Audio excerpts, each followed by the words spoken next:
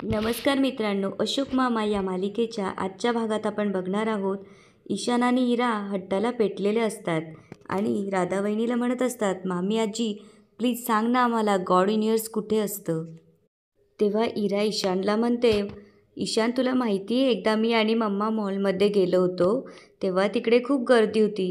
तेव्हा मम्मा 2 मिनिटासाठी कुठेतरी गेली, तेव्हा मी खूप घाबरली होती आणि रडायलाच लागली. तेव्हा ईशान म्हणतो, पण आता तर किती दिवस झाले, मम्माला किती त्रास होत असेल गं. मामी आजी प्लीज सांगा ना आम्हाला गॉड लोकेशन. तेव्हा राधावहिनीला काय बोलावं हे सुचत नसतं आणि ती त्यांना म्हणते, माले नाही मालूम बाल्या. तेव्हा इरा म्हणते, अगं तू तर टीचर आहेस ना, तुला तर सगळ्याच प्रश्नांची उत्तरं माहीत असतात.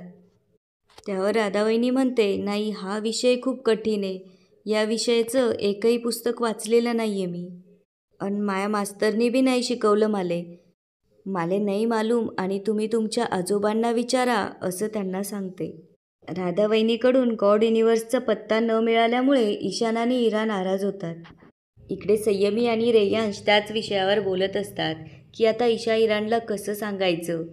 त्यांचं बोलून झाल्यावर संयमी निघते असं म्हणून जाऊ लागते, तेव्हा रेयांश तिचा हात पकडून तिला थांबवतो आणि म्हणतो, सॅम बी स्ट्रॉंग, हे बघ तू खूप चांगली मुलगी आहेस, मलाही आवडतं तुला भेटायला, तुझ्याशी बोलायला, and the way you take care of Ira Ishaan, त्यांना जसं जपतेस इट्स नॉट इझी यार. आणि तो विचारतो, बाय द वे तुझे मम्मा पप्पा गॉड युनिवर्समध्ये हे तूच त्यांना सांगितलं होतंस ना. तेव्हा ती म्हणते, आम्हाला जस्ट कळालं होतं की मम्मा बाबा गेलेत, we did know how to react, आम्ही सगळे शॅटर्ड होतो. You know Ira Ishaan constantly विचारत होते मला, आई बाबा कधी येणार, ते कुठे गेलेत. त्यावेळी जे काही सुचलं मला ते मी सांगितलं. तेव्हा रेयांश म्हणतो, एका क्षणात तुझं चाइल्डहूड संपलं ना, एका मोमेंटमध्ये तुला मोठं व्हावं लागलं. आणि तो म्हणतो, Sam please don't get me wrong, पण आधी मला तू खूप इमॅच्युअर वाटायचीस, पण आज समजलंय की it's not easy to being you. आणि तो म्हणतो, तुला कधीही काहीही वाटलं तरी प्लीज माझ्याशी बोल, देअर फॉर यू. इकडे अनिश आणि भैरवी घरी परत आलेली असतात. तेव्हा त्यांच्यासाठीही अवघड असतं इरा ईशानला त्यांच्या आईबाबांबद्दल सांगणं. तेव्हा अनिश म्हणतो, भैरवी आता फायनली वेळ आली आहे.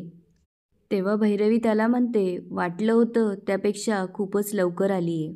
अनिश म्हणतो, हे सगळं खूप कठीण जाणार आहे. त्यावर भैरवी म्हणते, पण हे सगळं करणं खूप गरजेचं आहे अनिश. लेट्स फेस इट, जे काही होईल ते एकत्र फेस करूयात. चल असं म्हणून ते दोघं एकमेकांचा हात पकडतात आणि मन घट्ट करून घरी जायला निघतात. इकडे अशोक मामाही मुलांचा विचार करत असतात. तेव्हा त्यांना पल्लवीची आठवण येते आणि तिच्या एक एक आठवणी त्यांच्या डोळ्यासमोरून जात असतात. तिच्याबरोबर घातलेला एक एक क्षण अशोक मामांना आठवू लागतो. तेव्हा ते अस्वस्थ होतात आणि त्यांचं अचानक वेणूच्या फोटोकडे लक्ष जातं. तेव्हा ते वेणूच्या फोटोजवळ जाऊन तिच्याशी बोलू लागतात. वेणू, खरं सांगू मी थकलोय ग आता, फार थकलोय. तेव्हा इरा ईशान अशोक मामांना त्यांच्या आईबाबांबद्दल विचारायला आलेली असतात. तेव्हा अशोक मामा म्हणत असतात, अमित आणि पल्लवी या जगात नाही हे सांगण्याचं धाडस मी कुठून आणू. तेव्हा ईशान आणि इरा एकमेकांकडे बघू लागतात. अशोक मामा म्हणतात, त्यांना कसं सांगू की त्यांच्या गॉड युनिवर्समधले माणसं परत कधीच येणार नाही. तेव्हा संयमी पण तिथे आलेली असते. अशोक मामा म्हणत असतात, चांगल्या माणसांचं नेहमी चांगलं होतं असं आपण म्हणतो, पण त्यांच्या आईवडिलांचं हे असं जाणं इतक्या लवकर त्यांच्या नशिबी यायला नको होतं. त्यांच्या आईवडिलांचं छप्पर त्यांच्यावर नाही हे सत्य किती दिवस लपवू मी त्यांच्यापासून. तेव्हा ईशान आणि इराला त्यांचे आईबाबा या जगात नाही ही गोष्ट समजलेली असते. अशोक मामा म्हणत असतात, ही गोष्ट मी त्यांना कशी सांगू, एवढं धाडस नाही आहे माझ्यात, असं म्हणून ते रडू लागतात. तितक्यात भैरवी आणि अनिश पण तिथे येतात. तेव्हा अशोक मामांचं बोलणं ऐकून इरा, ईशान, संयमी आणि भैरवी अनिश पण रडू लागतात.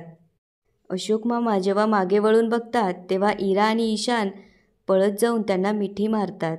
इरा म्हणते, आजोबा आम्हाला कळलंय सगळं. तेव्हा ईशान रडू लागतो आणि विचारतो, म्हणजे आजोबा आता आम्हाला मम्मा बाबा परत कधीच भेटणार नाही का. ते आमच्याबरोबर आता नाही खेळणार का? आम्हाला जवळ नाही घेणार का? आणि आता आम्हाला कुशीत पण नाही घेणार? तेव्हा अशोक मामा त्यांना इकडे या असं म्हणून त्यांना समजावू लागतात. बाळांनो, जगात असे खूप मुलं आहेत की ज्यांनी आपल्या आईवडिलांना पाहिलेलं सुद्धा नसतं. तुम्ही नशीबवान आहात, तुम्हाला तुमचे आईवडील दिसले. तुम्ही नशीबवान आहात, तुम्ही त्यांचा स्पर्श अनुभवलाय. पण तुम्ही एकटे नाही आहात. मी आहे तुमच्याबरोबर. तुमची मावशी आहे, काका आहे आणि तुमची ताई आहे तुमच्याबरोबर. तुमची ताई तर आता आई झाली आहे तुमची. तुमची माऊ तुमच्यासाठी लंडनहून परत आली आहे आणि तुमचे काका तुमच्यासाठीच इथे राहिले. तेव्हा भैरवी त्यांच्याजवळ जाऊन म्हणू लागते, आणि तुमचे आजोबा या वयात पण थकलेले नाही आहेत, ते तुमच्यासाठी फाईट करतायत आणि शेवटपर्यंत करत राहतील. तेव्हा अनिशही त्यांच्याजवळ जातो आणि म्हणू लागतो, इरा, ईशान, तुम्हाला माहिती आहे जंगलात ना हत्तींचा कळप असतो.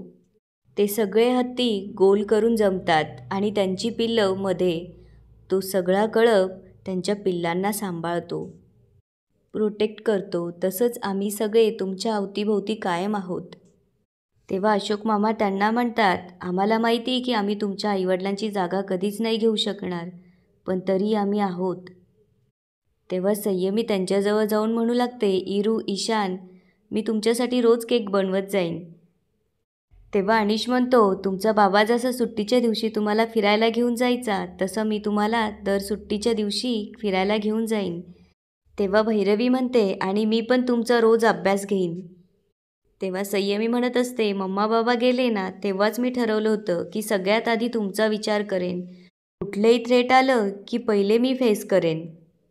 तेव्हा सगळेजण म्हणत असतात, तुम्हाला कधीच एकटं आणि अनसेफ वाटू देणार नाही आणि तुमचा हात आम्ही कधीच सोडणार नाही. तेव्हा सगळेजण एकमेकांना मिठी मारतात. दुसऱ्या दिवशी सकाळी भैरवी कॉलवर असते तेव्हा किशाभाऊ तिथं येऊन तिला म्हणू लागतो, सुनबाई, हे बघ ताजी ताजी भाजी आणली, बघून घे.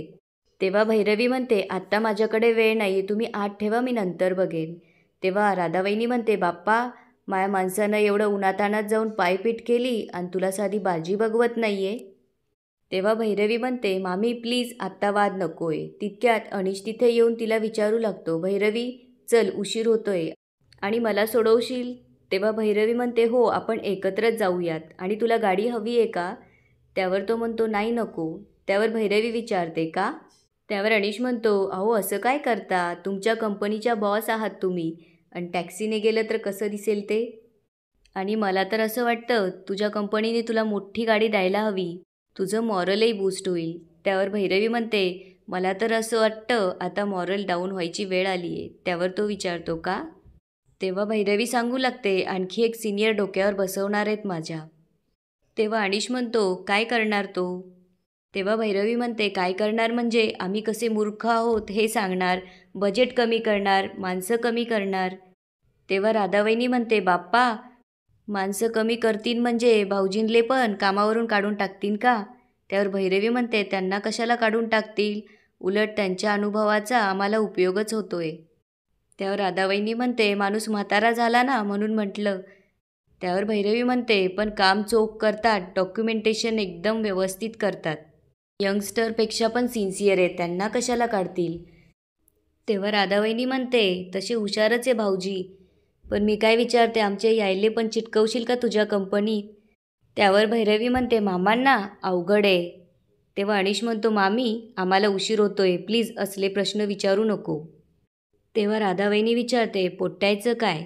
त्यावर अनिश म्हणतो, प्लीज त्यांना झोपू देत, आता रात्री उशिरा झोपले आणि आता त्यांच्यापुढे तो विषय परत काढू नका.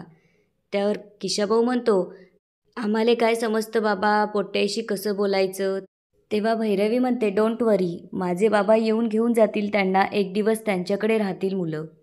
आणि ते ऑफिसला जायला निघतात. अनिशचं ऑफिस आलेलं असतं. तेव्हा अनिश म्हणतो, थँक्स फॉर द लिफ्ट, आणि डोंट वरी, तुला काहीही करणार नाही तो. हे बघ, बाकीच्यांचं माहीत नाही, पण माझा तुझ्या कॅपेबिलिटीवर पूर्ण विश्वास आहे. आणि मी असताना तू दुसऱ्याचा विचार करते, इट्स हर्ट्स. त्यावर ती म्हणते, रिअली? त्यावर तो म्हणतो, तुम्ही कोई और देखे तो जलता है दिल. त्यावर भैरवी म्हणते, हमें सिर्फ तुम देखो तो सहलता है दिल.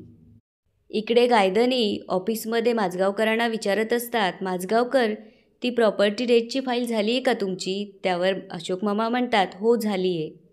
ही काय केव्हाच झाली आहे? त्यावर ते म्हणतात, अरे वा, एवढ्या लवकर झालीसुद्धा. तुमच्या कामाचा स्पीड खूपच भारी आहे. त्यावर योगिता म्हणते, नुसता स्पीडच नाही शिस्तसुद्धा. तेव्हा अशोक मामा म्हणतात, 35 वर्ष नोकरी केली आहे मी. तेव्हा हर्षा मुद्दामच येऊन म्हणते, माझगावकर आपल्या कंपनीमध्ये डॉक्युमेंटेशन आणि कॉन्टेंट क्रिएशनचं काम एकच डिपार्टमेंट करतं. त्यामुळे आजपासून तुम्ही आपले कॉन्टेंट रायटर आहात. हे ऐकून अशोक मामा म्हणतात, मी? त्यावरती म्हणते, हो तुम्हीच, आणि ते पण एका दिवसात करून द्यायचं.